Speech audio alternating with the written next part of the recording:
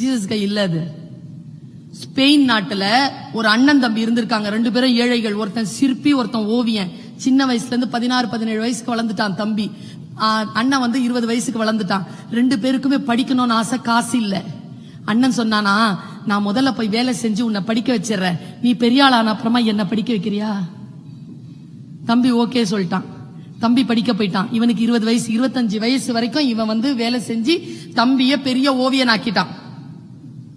ஓவியனாக ஒரு ஓவியம் அவ்வளவு பணம் பெறுகின்ற அளவிற்கு புகழ் பெற்ற ஓவியனாக வந்து அண்ணனிடத்தில் சொன்னான், அண்ணா நீ வேலை செய்தது போதும், இனி நீ சிற்ப வேலைக்கு போகலாம் என்றவுடன் 2 கைகளையும் எடுத்து கும்பிட்டு அண்ணன் சொன்னான், உன்னை படிக்க வைப்பதற்காக கல்லுடைத்து தானடா நான் வேலை செய்தேன்.